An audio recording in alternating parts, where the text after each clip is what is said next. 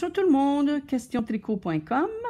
Aujourd'hui, je suis dans le thème, vraiment, on réduit nos mailles, on ferme nos mailles et ainsi de suite. Alors là, tout à l'heure, j'ai fait le tuto sur comment tricoter deux mailles ensemble.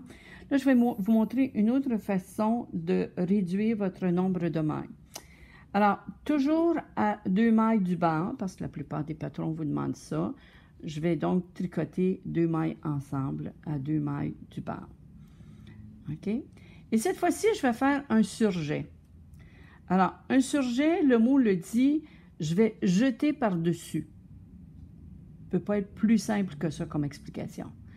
Alors, j'ai tricoté mes deux mailles du bas. La première chose que je vais faire, je vais glisser la première maille de l'aiguille gauche sur l'aiguille de droite. Je vais tout simplement la faire passer d'une aiguille à l'autre. Pour ça, je vais prendre mon aiguille de droite et je vais entrer dans ma maille de gauche comme si je la tricotais à l'envers. Donc, de la droite vers la gauche. Et là, je vais comme la capturer, la voler et la conserver sur mon aiguille de droite. Voilà, elle est glissée. Elle est telle qu'elle.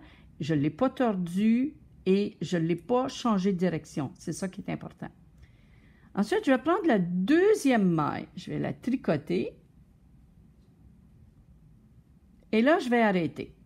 Parce que je veux partir de deux mailles et me retrouver avec une maille. Donc, pour ça, je vais venir chercher la maille que j'ai glissée.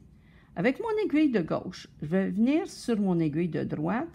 Et la deuxième maille sur mon aiguille, c'est celle que j'ai glissée. Alors, en la prenant de la gauche vers la droite, je vais la soulever un tout petit peu. Elle reste sur l'aiguille, mais soulevée. Et je vais la passer par-dessus la deuxième maille, celle que j'ai tricotée. Je vais la passer par-dessus et je vais la passer par-dessus la pointe de l'aiguille de droite également. Et là, je vais retirer mon aiguille gauche de cette maille-là. J'avais deux mailles, je n'en ai plus qu'une seule. OK? On va en faire une deuxième. Je vais, avec mon aiguille de droite, aller chercher la maille qui est sur l'aiguille de gauche en la prenant comme si j'allais la tricoter à l'envers, mais je vais simplement la garder sur l'aiguille de droite, la sortir de l'aiguille de gauche, et voilà, je l'ai transférée d'une aiguille à l'autre. C'est ce que je vais faire. Je l'ai simplement déplacée d'une aiguille à l'autre. Et là, je vais aller prendre ma deuxième maille sur l'aiguille de gauche, la tricoter tout simplement comme à l'habitude. Et là, j'arrête. Je vais revenir prendre l'aiguille que j'ai glissée, la maille que j'ai glissée tout à l'heure, qui est sur l'aiguille de droite. Je vais venir la prendre avec l'aiguille de gauche. En la prenant de la gauche vers la droite, je la soulève et je l'amène vers la gauche pour passer par-dessus la maille que j'ai tricotée et par-dessus la pointe de mon aiguille de droite. Elle est passée par-dessus tout le monde et la maille et l'aiguille. Je retire mon aiguille de gauche et voilà, mon surjet est fait. Ici, j'ai fait le surjet sur le côté pour vous montrer ce que ça donnerait sur le côté de mon tricot. On va reprendre nos doigts pour analyser ce qui se passe dans notre tricot. Alors, si je regarde la première maille de mon aiguille de droite et que je descends, OK, tout va très bien. Tout est bien droit. Je prends la deuxième. Tout va très bien. Tout est bien droit également. Et là, je me rends compte que la troisième, il y a comme un trou. Oui, c'est normal parce que je viens de tricoter deux mailles, l'une par-dessus l'autre. Donc, je viens de réduire mon nombre de mailles. Donc, il y a une maille qui n'existe plus. Alors, j'ai une colonne de mailles, là, qui s'en va vers rien, mais qui vont être camouflées parce qu'on diminue la largeur de notre tissu. Si je touche à l'autre maille, je vais me rendre compte qu'en bas de celle-ci, j'ai un bout de fil de laine, de fil à tricoter, de laine, peu importe comment vous voulez l'appeler, qui dépasse et qui s'en va vers la gauche. Oui, ça s'en va vers la gauche parce que ça, c'est la maille que j'avais glissée et que j'ai passée par-dessus. Donc, elle penche vers la gauche, mais de façon très, très apparente. Tellement apparente que si je passe mon doigt de ma maille qui est sur l'aiguille vers le bas, j'accroche avec mon ongle dans celle-ci avant d'aller rejoindre ma colonne de maille.